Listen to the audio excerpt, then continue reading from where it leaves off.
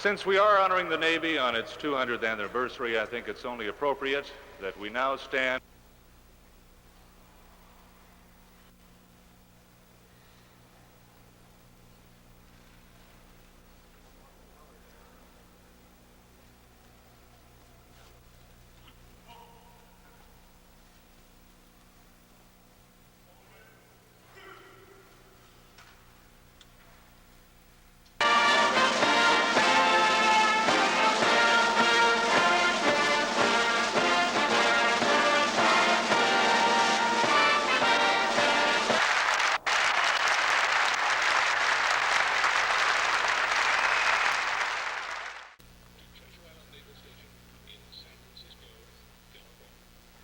Good evening. This is Bill Baldwin speaking from Treasure Island, California, home of the 12th Naval District, Rear Admiral J.T. Coughlin, Commandant, and headquarters of the 12th Marine District, Colonel B.C. Steinmetz, Commanding Officer. Performance USA, requested by you, the men and women of the United States Armed Force throughout the world. Command performance presented this week and every week till it's over there.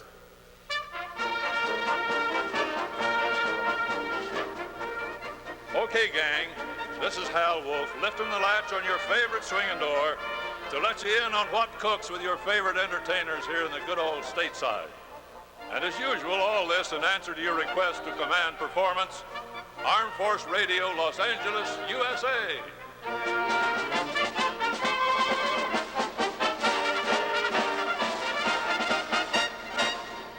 Just heard the typical introduction to a popular show that was heard worldwide during World War II to entertain our troops overseas. Thank you very much. It's You're a pleasure welcome. being here. And good evening, Pleasure ladies and once again. gentlemen. In answer to literally thousands of letters and requests asking for the man who did so many command performances during World War II and the man you've demanded return to the airwaves, here's our musical host, Mr. Bing Crosby.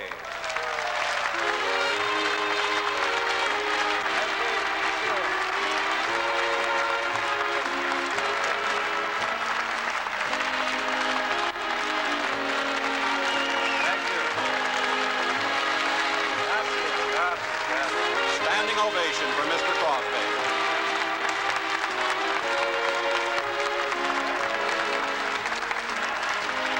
Someone waits for me. Yes.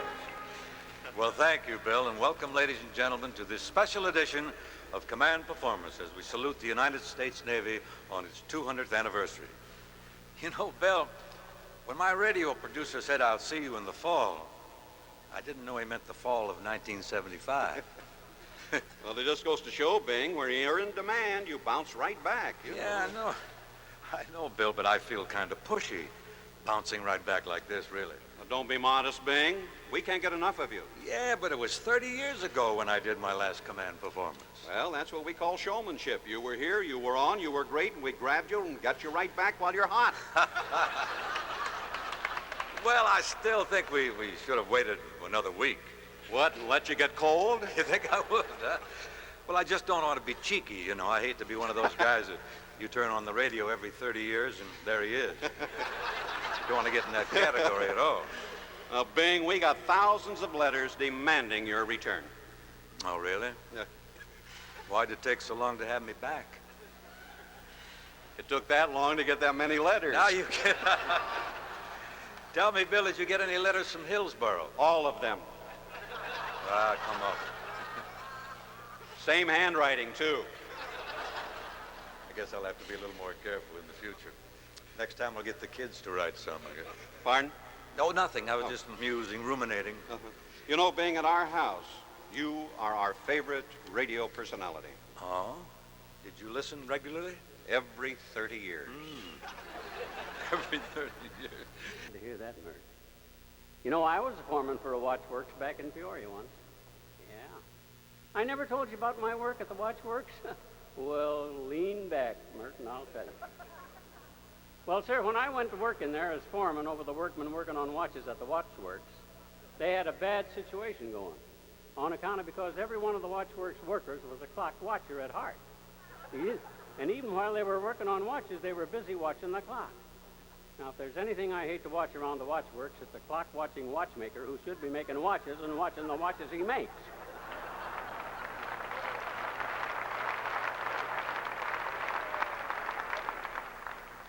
So, I hired me a night watchman to watch the nights and a day watchman to watch days, and a watchman to watch both watchmen, try to make the watchmen watch the watchmakers and stop watching their stopwatches, and did I give those watchmen the work?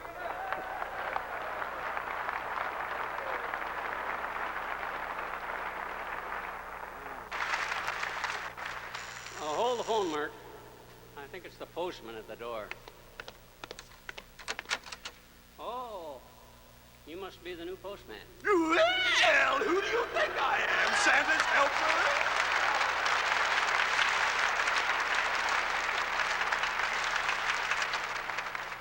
Well, you could have fooled me. Listen, Daddy. The government just pays me to deliver the mail. I don't have to listen. Okay. Oh, don't get yourself in an uproar. Just give me the mail You're and I'll... not so fast, not so fast. Now, here's a letter from your sister asking for her sweater she left here when she visited over July 4th. Oh, and here's a bill for your electricity. My, but your bill is high this month. And here's a note from that boy's mother who broke your window last week. And here's your telephone bill for $14. Talkie. And here's a letter from the Navy. Hey, how come you didn't open this letter from the Navy? Oh, we government people never spy on each other.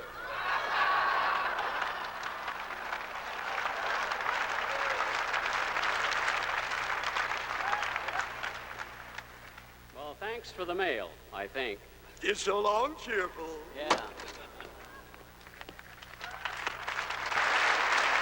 Marvelous, Mel. Really. Born on Broadway, Corliss Archer delighted thousands in the hit play by F. Hugh Herbert.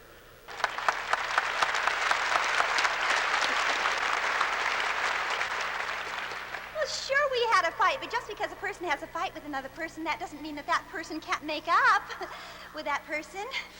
Hey, did you finish the English assignment? How about that Romeo and Juliet? Perfect love.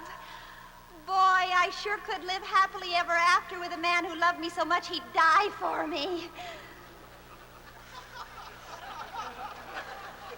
What do you mean with Dexter? How would you know? Dexter has many qualities that are very much like Romeo. He scares me sometimes. Mildred, don't talk that way about Dexter. He's never repulsive on purpose. Just any guy with a camera, he's got to be a man with soul. I require a painter, a poet, a genius with lens and shutter. How do you do that? Hello? Wait a minute. What's this?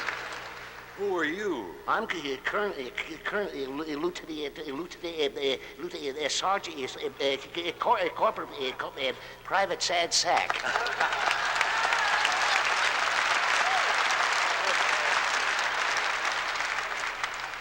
Are you the expert photographer? Oh, an expert cameraman. I'm a wizard at photography. You see, I specialize in double expose. I got the finest equipment. Tinning is one of my strong. What's a camera? Private, you must be joshing. No, I'm just kidding. Here's a picture that I took on the base yesterday. Oh, let's see it. Who's this Marine on the left? Oh, he's my best friend. My best friend. He's my bud. He's my bosom companion. My bosom. There's some crummy, Corporal. Well, this thing here, look here, this didn't seem to come out so well. Did you develop it in the dark room? Oh, no. I never use a dark room. You don't use a dark room? No, I just blindfold myself.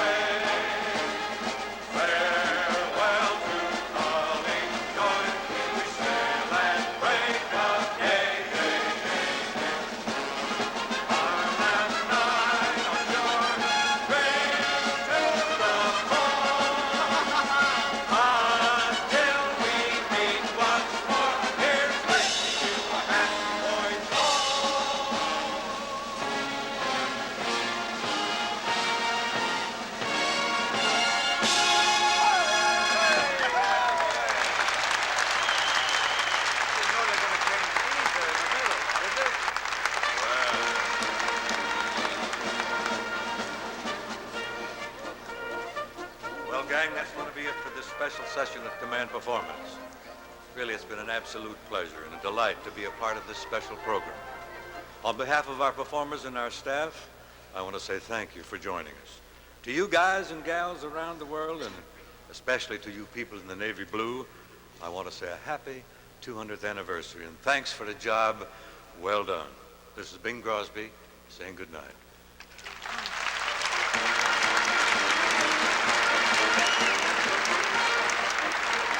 And this is Bill Baldwin making the last round of the international beat and noting that this special edition of Command Performance, Treasure Island, was produced as a salute to the officers, men and women of the United States Navy in commemoration of its 200th anniversary.